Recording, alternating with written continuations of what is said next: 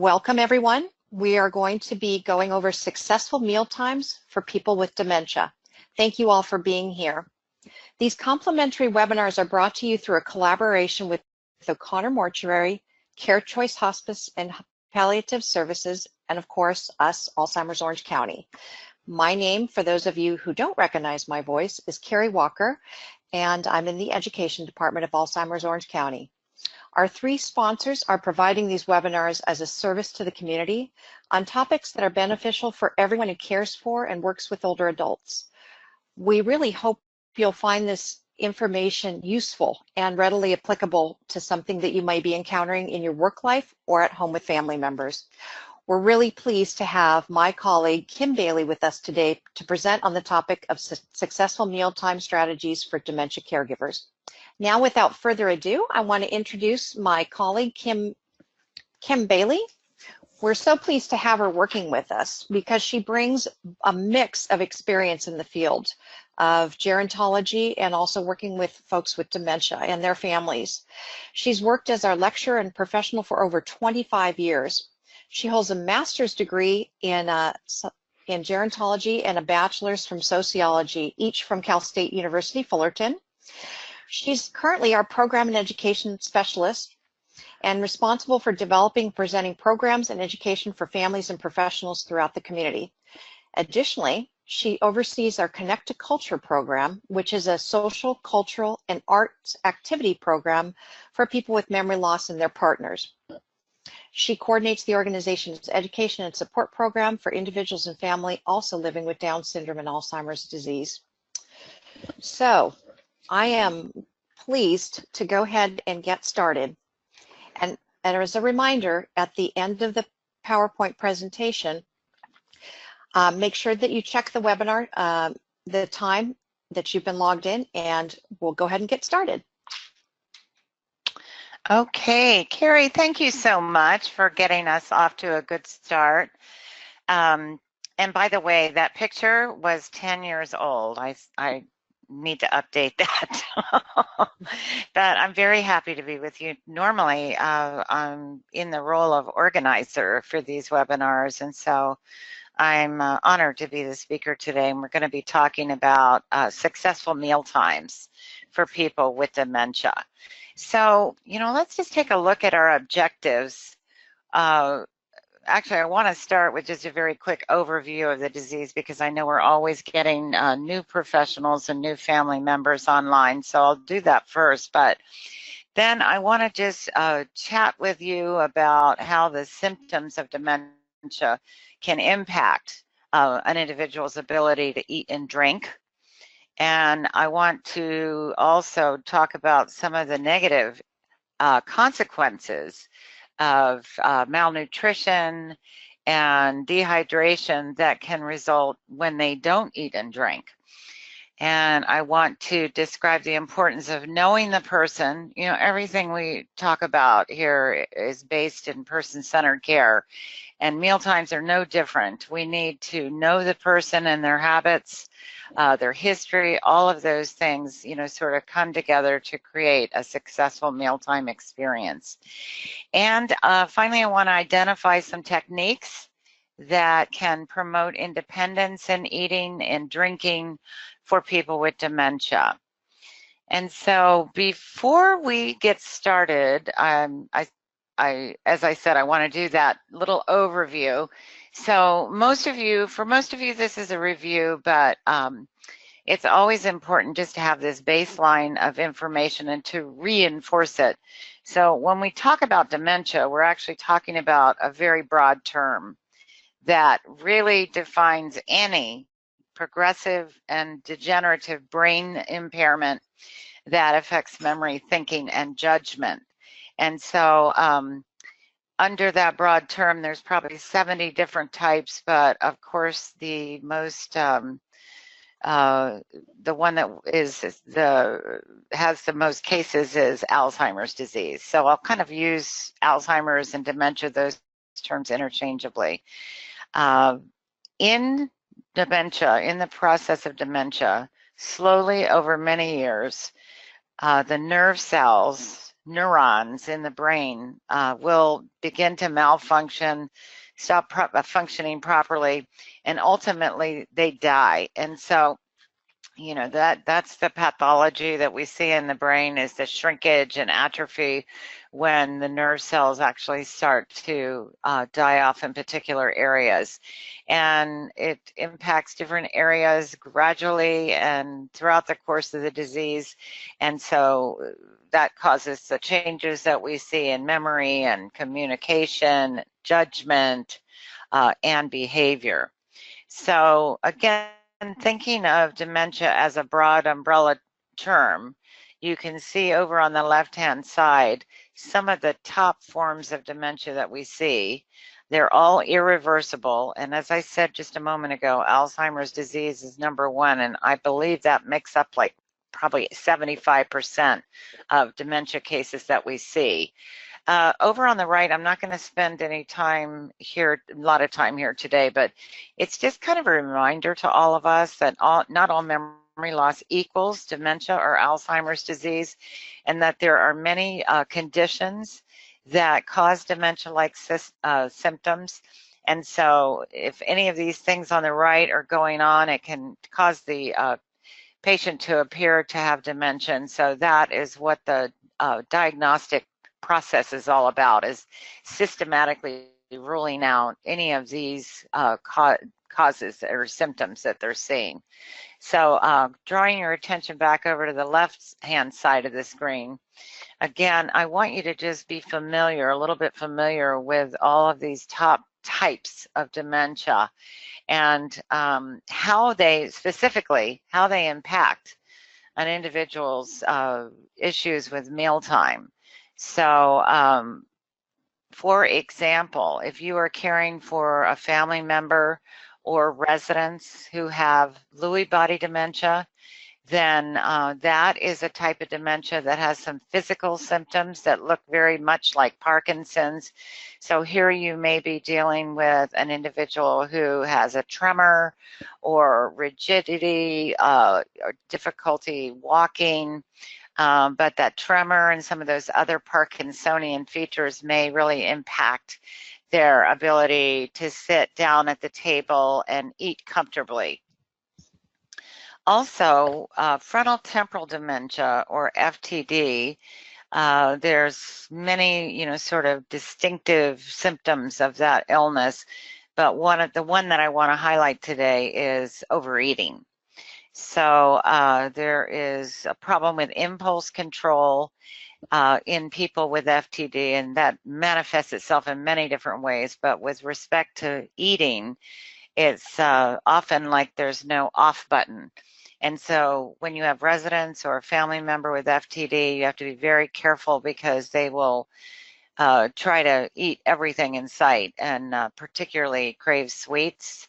And so I know that at one point I had a client here at Alzheimer's Orange County who was discovered at home trying to eat frozen food, just to sort of make the point that this is an issue. So some of the other types of dementia have their own symptoms as well, but time doesn't permit us to get into all of that today. But I really just wanted you to, the takeaway here is that different types of dementia may cause specific concerns with eating. Okay, so now I want to try to do something that is a little bit hard to do on a webinar, but I want everyone who is online with me to just take a moment and maybe even jot down a few notes.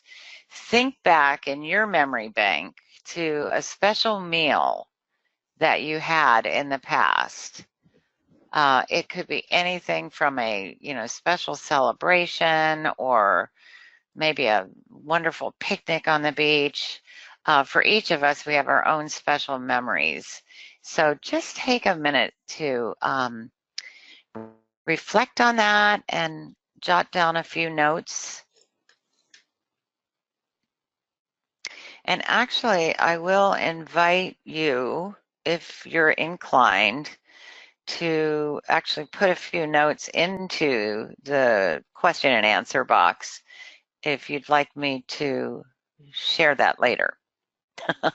You don't have to. This is really a very personal exercise, but if anybody wants to share, they can put that down. So I'll just give you a minute here.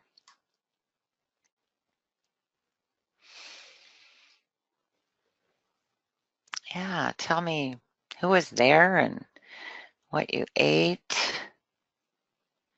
Was there a conversation that was notable? What were you wearing?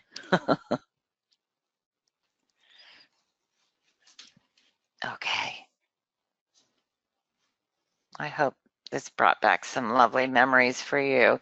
So just sort of put those notes aside for right now, and I will circle back to this exercise later.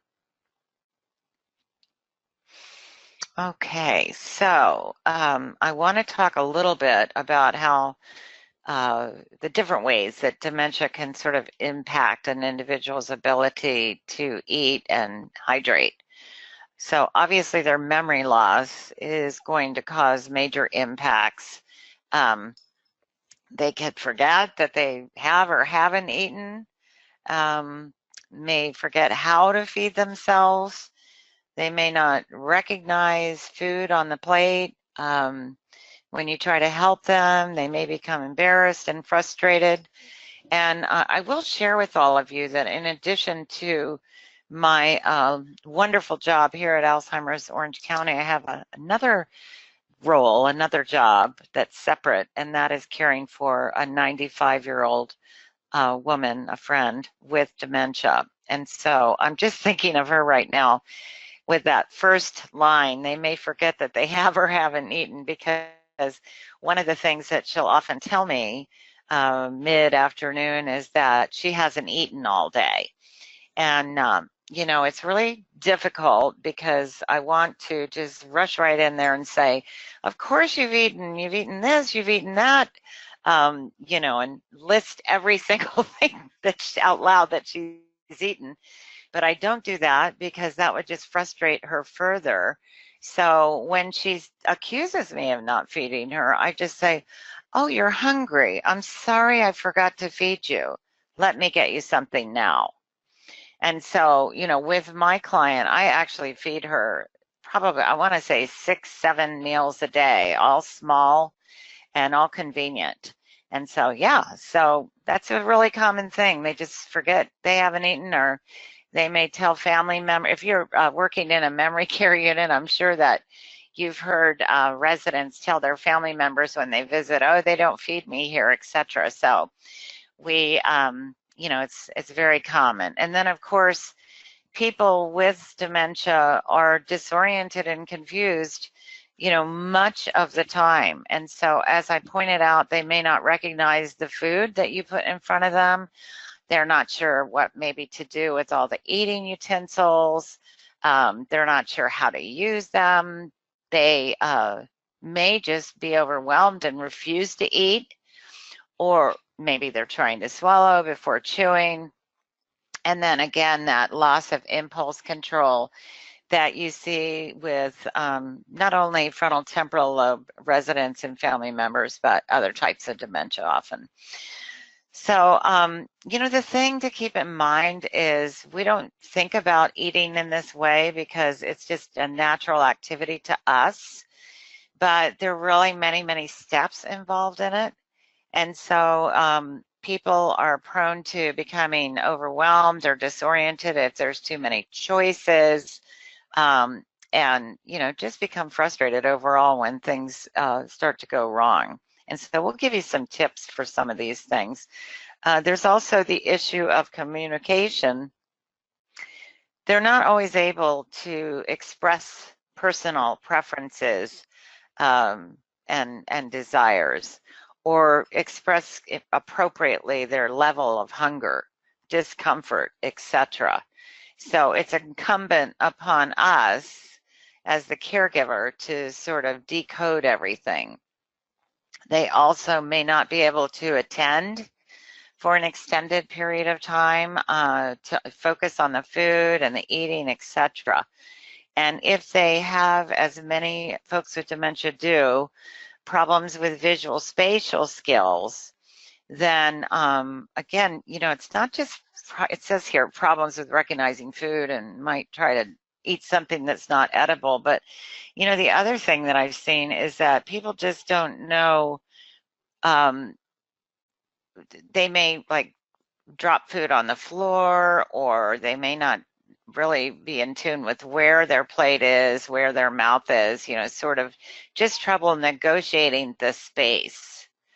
So, and then, of course, people may have physical problems and deficits. They may have difficulty chewing, swallowing, and digesting food. Of course, we see that in late stage dementia a lot, and the inability to feed oneself. Again, that visual spatial comes into play when they have some difficulty with positioning themselves, with actually lowering themselves into their chair and positioning themselves. They might have problems with holding onto utensils, or they may just be too agitated to sit at the meal table and eat. So you may see them, pacing and very restless, and we've got tips for that as well. Because all of the sensory information coming into the brain is changing over time with folks with dementia, we do see an altered, mainly diminished sense of taste or smell. And so that can result in a loss of appetite. And so I know that is very much the case with the person that I care for. She has lost her sniffer altogether. And so, even if I'm like baking cookies, she doesn't note that aroma or experience that. And that makes me sad, because a big part of, for example, serving comfort food is the familiar aroma and all of that. So I have to sort of spice up her food a little bit within the restrictions of her diet, just to try to make food a little more appealing. Thanks for your comment, Carrie. I think, the word that comes to mind is dignity. And we'll talk a little bit more about that when we talk about the person-centered aspects of eating.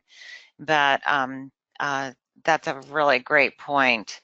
And so, look at the picture right there on the screen. Look at the woman just sort of dejectedly staring down into her bowl. So the topic now is malnutrition. So we are, we were just sort of talking about, how dementia impacts people's ability to eat and drink. And so I want to really emphasize how these problems can cause severe outcomes. And one is malnutrition. And, when people are not eating enough, we're going to see an increase in infections. If they have wounds like bed sores or any other open sores, we might see problems with healing. Immune deficiencies can develop, compromising folks. Anemia, low blood pressure. Sorry, speaking of communication problems, low blood pressure or hypotension, and just in general, poor health and loss of quality of life. So we don't want to see that. And then too, when people aren't drinking enough and become dehydrated, that can definitely lead to urinary tract infections. And I think we all know that our population, folks with dementia, are really at risk for urinary UTIs anyway. They're prone to them despite all of our best efforts. And so we need to stay on top of that. Also, constipation. Ultimately, if someone's severely dehydrated, it can cause renal failure, pneumonia, low blood pressure, delirium, and dizziness. And so we don't want to see any of these outcomes. And so we want to think through some of the strategies that we can use to avoid those and to have, in fact, successful meal times. And so, and I'm just thinking about this in terms of, you know, we just talked about some of the physical things that can go wrong, but I really want to focus on the social impact. If people are not eating and drinking and enjoying their meals, then that is sort of a fundamental joy in life. And I think that we learned that when we did the activity, started to think about the pleasure that we associate with food and the socialization that we gain from eating with others. And so we really want to do everything that we can in our care communities and at home with our family members to elevate the success of our meal times. And we cannot do that as professionals if we don't truly know our residents and our clients. And so the goal is going to be obviously to develop strong and positive relationships with each client, to keep in mind, as I was just saying, that food represents quality of life. And for many with dementia, it's something that they can still enjoy. And I will affirm that because my client has, I think I mentioned, I've cared for her for 6 years. So her dementia is pretty advanced. And there are many, many activities she can no longer do, but she still enjoys eating.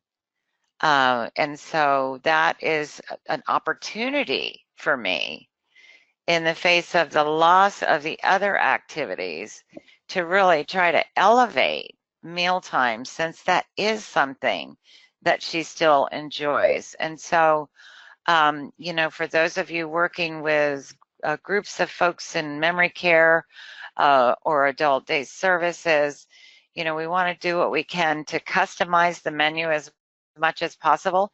And, we've always said that when a resident is admitted to long-term care, information should be taken from the family about their likes and preferences, and we can't leave food out of that equation. We really like to know, what are their favorites? What do they hate? What are they, able to enjoy, etc. What did they eat in the past? Are there certain habits that they display typically at meal times? And if so, what do they mean? And are there some weaknesses that we should know about in advance so that we can help that person to compensate? And so we think about all of these things, and they all come into play, but at the same time, we can't get stressed out about mealtime because I think we've all learned when working with people with dementia that if we're stressed, they become stressed too. So sort of just do what we always say to do, which is sort of roll with the punches and, live in the moment. Don't be afraid to try new things. So a little bit more about, how we can actually drill down into a client's history for clues. What are there cultural traditions or cultural preferences in relation to food and mealtime? Does this individual prefer to eat alone, or are they happy in a group setting? Is there a particular time of day?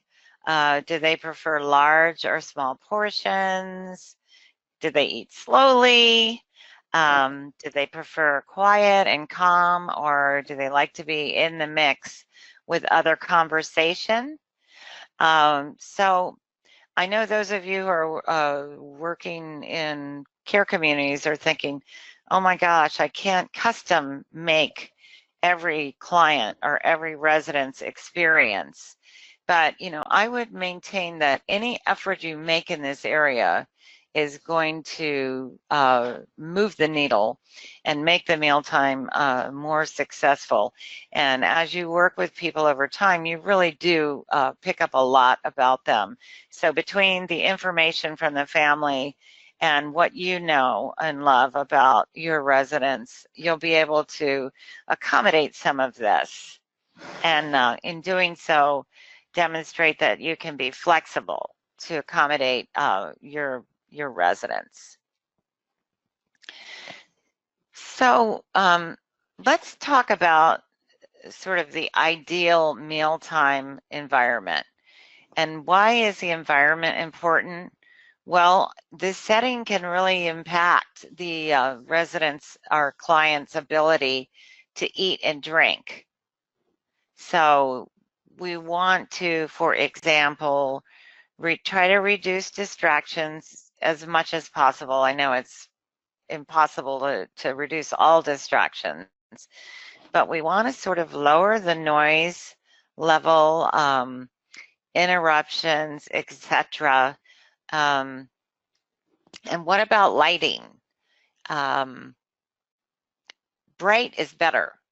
You know, some people might think, well, if I lower the lights, it creates a nicer ambiance. But remember the sensory deficits of our clients, and keep in mind that bright is better and it's cheerful. We recommend a small dining room with just a few items on the table. We don't really need anything on there that isn't needed. And as things are used, we can remove them. So, you know, when I say reduce distractions, I'm actually even just talking about the table set in the settings there. And then, you know, we can have soft music playing in the background or no music at all if it's jarring to the family member or the residents. We need a lot of time, don't we? Because the last thing we want to do is rush the clients or family member. So we need to provide enough time. We need to respect their preferences for, you know, how they want to dress for dinner. You know, when you think about a lot of the older generation, it was always it was sometimes customary for them to dress up for dinner. And I think that's awesome because, you know, when people like to dress up a little bit and, you know, the ladies put on their lipstick and fix their hair before they go to dinner, I think that really elevates the mealtime experience. But at the same time, if someone's just wanting to be in their sweats, that's fine too. So it's kind of an individual preference. With respect to the table setting, remember I just said, you know, we don't want to overdo it, but Fiesta ware is fabulous. Do you guys know what that is? That's the kind of indestructible tableware that you can buy almost anywhere. It's brightly colored, and it's really attractive and hardy and washable and non-breakable, all that good stuff. And so you see I've got a picture there of a setting using Fiesta ware, and I chose a photo of a red plate because you may not be aware of this, but there's been research that has shown, actually the researchers at Boston University found that people with Alzheimer's disease eat 25% more when served meals on red plates. So I think that's fascinating and, you know, very helpful because weight loss is associated with Alzheimer's disease and dementia in the later stages. And so when you think about the point that I made about the sensory deficits and just sort of the inevitable weight loss, I mean, this is a great piece of information to have to help keep people interested in food. In addition to the Fiesta ware, flowers are lovely. It shouldn't be a big arrangement. It should be just something simple in the middle of the table that doesn't obstruct people's view of each other. Candles, I don't know. I guess those are good as long as you don't use the real ones. Use the LCD ones. try to create a contrast in color between the food and the dishes when possible. And I'm going to add too that, you know, some people really become overwhelmed by too much food on their plate. And so, you know, particularly with my personal client, I learned early on that if I put too much food on her plate, I would overwhelm her. In fact, I just give her one, instead of putting, you know, the meat and the vegetables and something else, I just one at a time. So one dish at a time works for me. Of course, you can't do that if you're feeding 30 people, but the color contrast, I think, is helpful. And then I know that some of our care communities have, you know, little happy hours. You can do that at home and do mocktails. It's a, you know, it's just a social ritual, I think, for many older adults to have a cocktail before dinner. And so if you take out the alcohol and just have the mocktail, I think it's a great idea, and it helps to respect their history, and it can also help to stimulate appetite and socialization. So, you know, we've talked about some of the deficits and some of the negative impacts of not eating. I also wanted to go through some of the things to watch for in your clients or your family member in terms of their behaviors and habits and abilities. So, you know, be aware if your family member has, or your resident has, worries or concerns that are connected to eating and drinking. You know when they're content, learn to read their body language and their facial expressions. You know how they're about their level of willingness to eat. And if there are folks that, you know, you typically don't want to eat, then we need to employ strategies to encourage them. Find a way, right? How do they interact and respond to others? Or, you know, do they have a preference for privacy? And know which residents and family members might be prone to show agitation or some signs of anxiety around meal times. And then, you know, we have to be sort of noting all of these things at all times. You know, how much are they actually consuming? How able are they to use utensils and dishware? You know, I know that for a lot of folks, you know, the utensils become a problem. And I know I'm at the point now with my client where we're really just using one. If something has to be cut up, I cut it up, not in front of her, but in the kitchen on the, you know, because I don't want to have her feel like I have to cut her food like a child or something. And then she either has a fork or a spoon. And I'm just really sort of keeping an eye on that, because her ability even to grasp the utensils properly is starting to diminish. And so I know that occupational therapists have lots of great tips around, like a built-up spoon or a rubberized spoon. That can be good too for people that you know, tend to bite the spoon. And so there is special dishware, a rounded plate that, you know, has kind of a lip on it, that can help people to avoid spilling their food. It's like, I'm done with peas. You know, I'm not serving peas anymore unless they're like in a little small dish and serve with a spoon. You know, we just need to make things as easy for our clients as possible. Sometimes, you know, we're going to see obviously food spills, and they may be due to problems with motor coordination, or again, you know, impaired vision, impaired visual, spatial. And so, you know, it happens and we just clean up, you know, and that's all there is to it. I want to also share with you that I know that it's easy and more convenient for us to use bibs, particularly in the care communities where you've got a lot of people in, the dining area at the same time.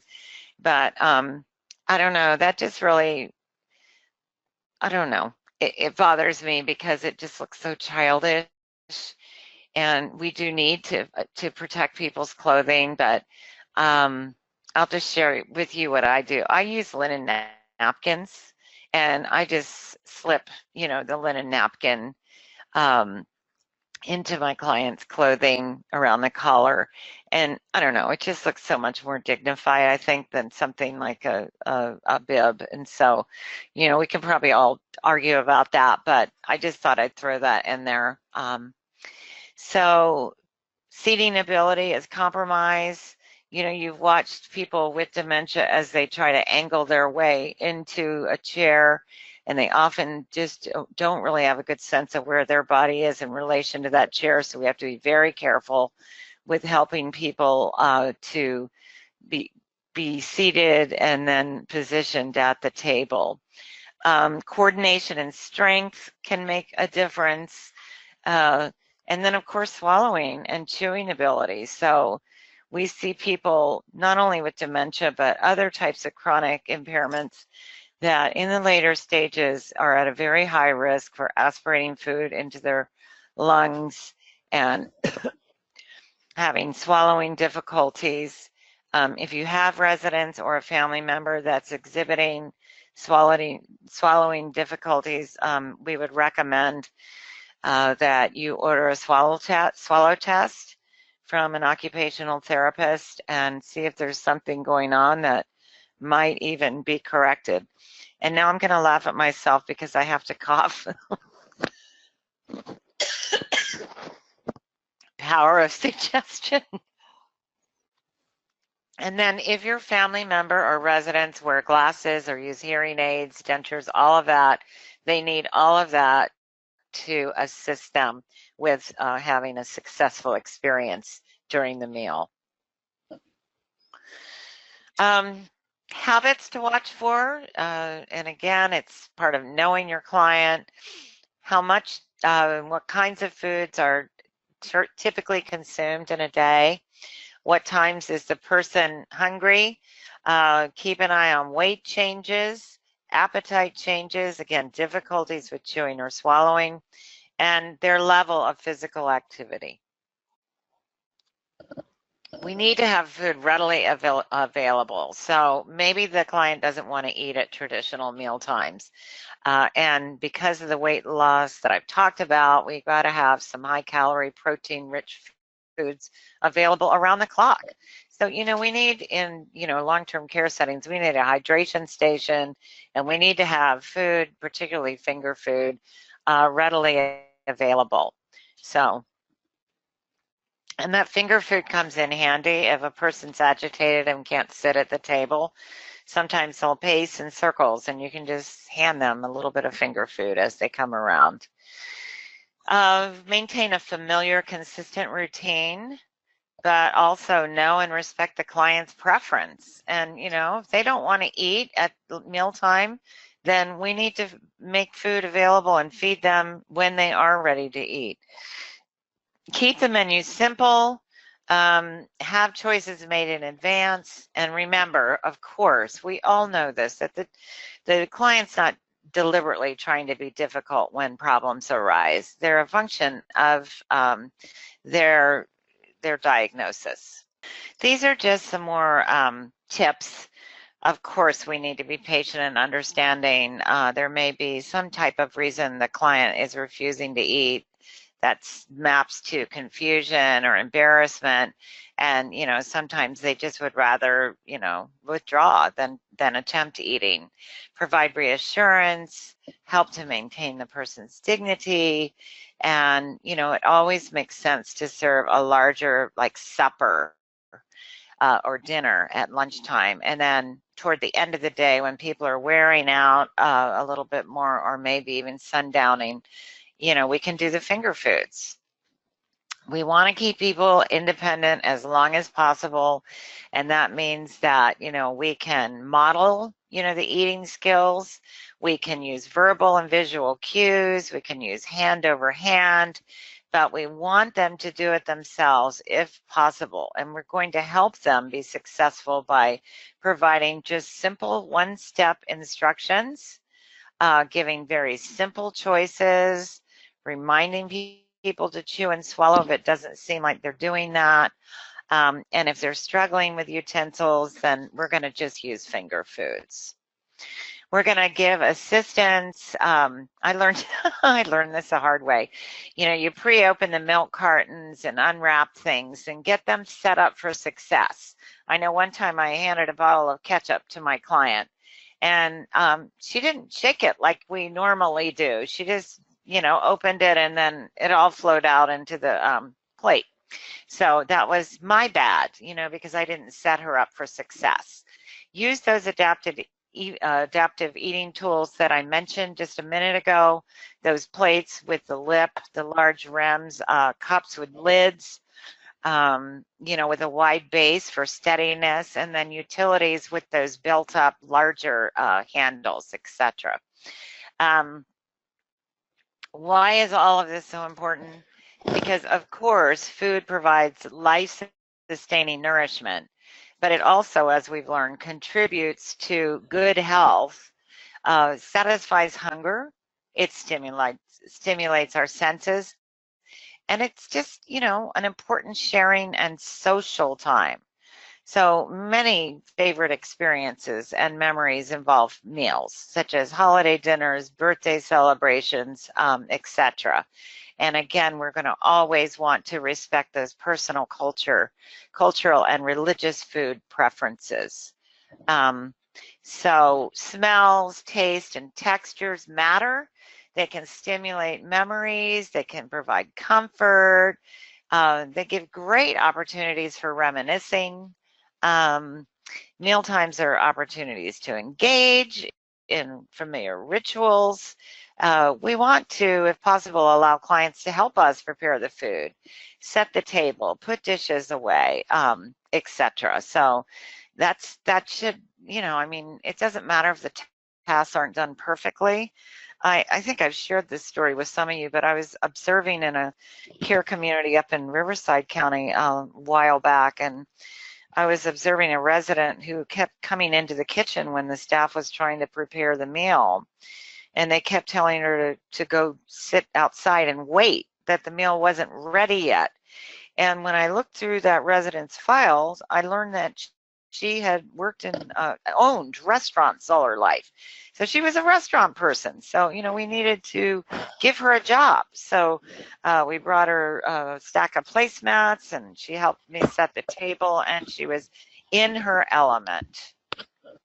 So I want to circle back to the notes that I asked you to take at the beginning of the webinar, and I hope that you did take a minute to reflect.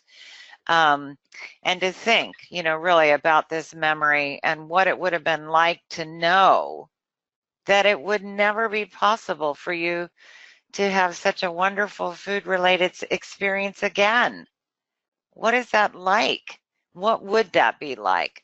And just to, you know, sort of recognize that sometimes our residents or clients or family members may be feeling this kind of sense of loss, right? Knowing that their favorite mealtime traditions are over, you know, in their lifetime. So that's so sad. So, you know, the exercise is just really, you know, learning for us. It's a way to continue to build empathy for our family members and residents.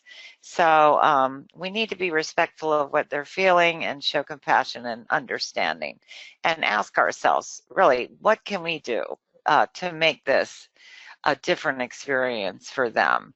And so, hey, Carrie, I don't know if anybody actually put in the question box their memory of a favorite meal. Can you look in there and see? I am looking, but I do not see anything so far. Okay. So All if right. Well, then anybody, let's just consider it food for thought, right? Again, it's an empathy building exercise. And with that, we are at the end of the webinar, but don't go away, because it is now time for our question and answer period. And if you sign out now, you'll be short of the required minutes to receive your credit. So, Carrie, what do you have for me? You know what? Actually, we've got some really relevant questions, and I love questions because they really make this information practical. And could you take a minute to talk about what can be done when a client pockets their food? Okay, so that is when, that's the chipmunk look. You see that someone's cheeks are full. And so there's a couple of things that have worked. One is just sort of tapping on the front of their chin, just tap a little bit, or maybe just stroke their throat lightly. You could be just obvious and use verbal cueing, just say, open, swallow, eat, etc. Not in that order, though. It would be open, eat, swallow. Sometimes just sort of pressing or massaging the side of the jaw can help, or, you can just model an open mouth. Yeah, I can't really think of anything else. I don't know, sometimes with my client, she doesn't have that problem, but when she gets frustrated, I do take a wet washcloth, a damp washcloth, and massage her face a little bit when she doesn't act like she wants to eat, and sometimes that's stimulating. So I hope that's helpful. And I think you did a great job, and these are things that aren't necessarily intuitively known. So I think you're giving some really great insight, Kim. It's not unusual. I mean, it's really part of later stage care. People are going to lose their ability to eat and ultimately lose their ability to swallow. So we're going to do everything we can to delay that process, right? That's our goal. So, another question's come in is how strict should the eating routine be, and when are some times that might be flexible? Because we did that was kind of a poll question about it's all how. flexible. Yeah. Go ahead. Yeah, I think it's all it's up for grabs because if someone says, "Oh, I haven't eaten all day," then you need to give them a snack. And people are not oriented to time and place in this illness, and so someone might wake up at 3 in the morning and think it's time for dinner. So I think we have to have food available and ready to go, and it has to be easy, or else it'll drive the staff crazy. But we have to be flexible. Now, that said, I do really honor the mealtime as a social event, and so, I mean, there's such an opportunity there for socialization. So we want to encourage people to participate, but not force them. Okay? Does that make sense? Do you have anything you want to add to that, Carrie?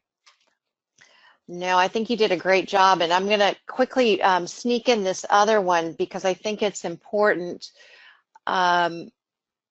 Okay, well, actually, you know what? It was a part of the same question as do we force them to eat what they don't want, which I think, of course. Okay, well, you know what, Go ahead. Carrie, I think I just thought of something that I didn't talk about, and I real quick want to mention the sweet thing. Why do people with AD crave sugar?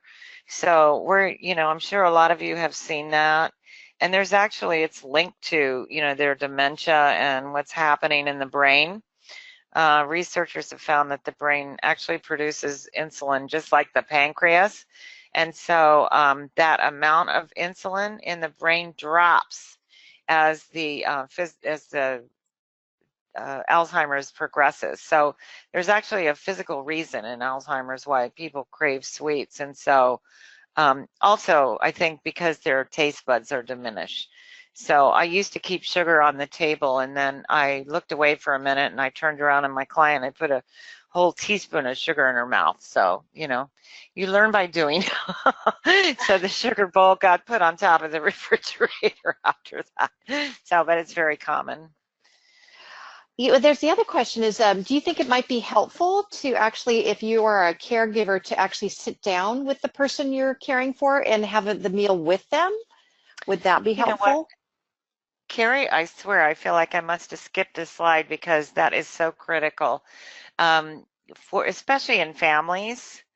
I mean, I don't know how practical it is for staff to sit down. If they can, that would be fantastic. And I'm not sure how we're able to really accomplish that. But I know for family members, sitting with them and talking about their day, and like if you're a home care worker and you're one-on-one with a patient, same thing. It's like really you join them in the meal because it is a social time, and it is a time for a special connection. So yes, you sit down and eat with them, and they watch you, and you can model eating, and it's all good.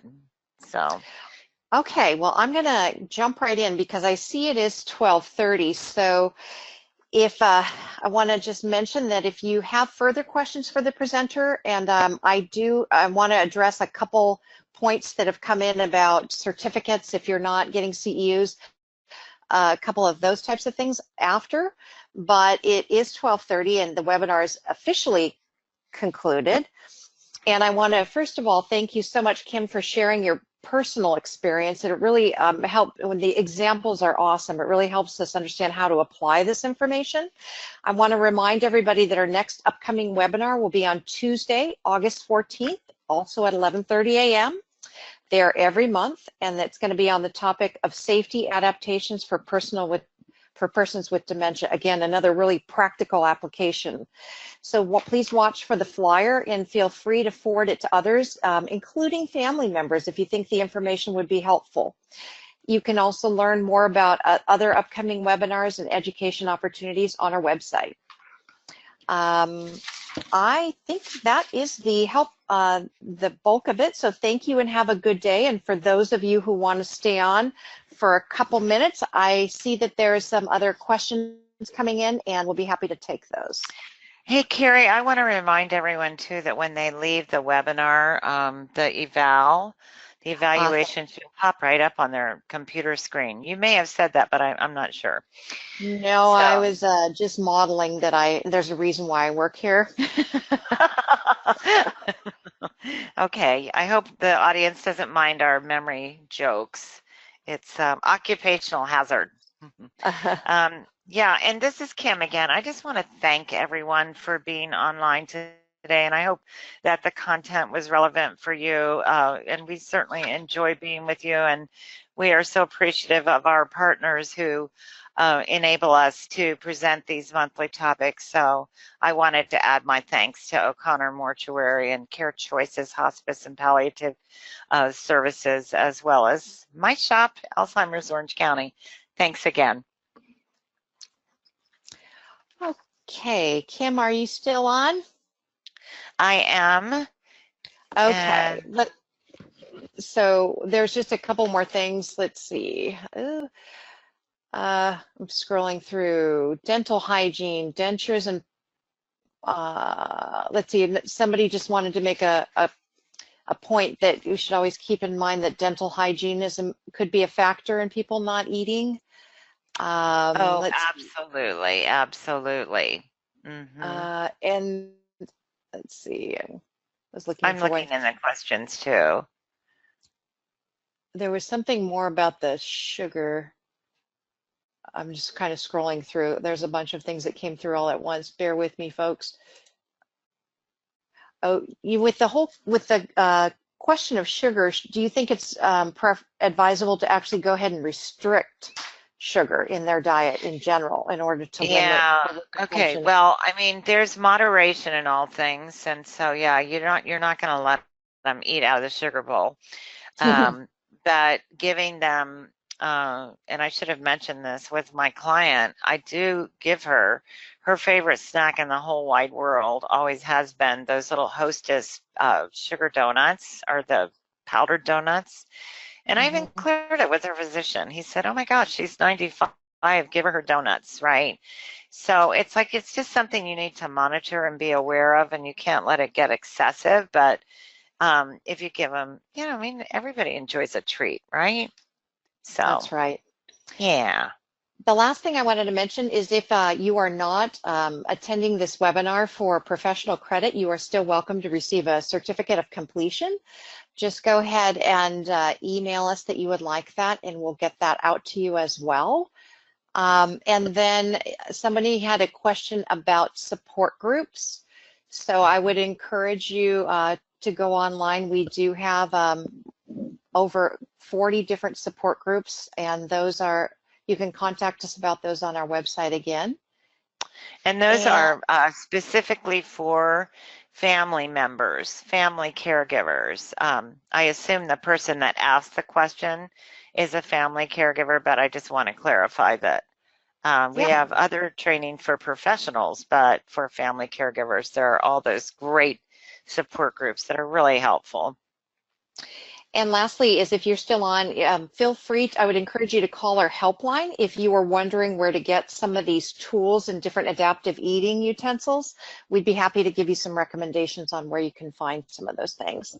So Kim, amazing job. Thank you so much for sharing your experiences and being with us. And thank you again for joining us, everybody that's here, as well as to our partners, O'Connor Mortuary and Care Choices Hospice and Palliative Care. We'll see you next month. Oh, Thanks, one last everyone. question. Oh, okay. There's going to be, we do record the webinars, and they will be available online, and you are able to get a copy of the slides as well. Thank you so much. Hey, thank you.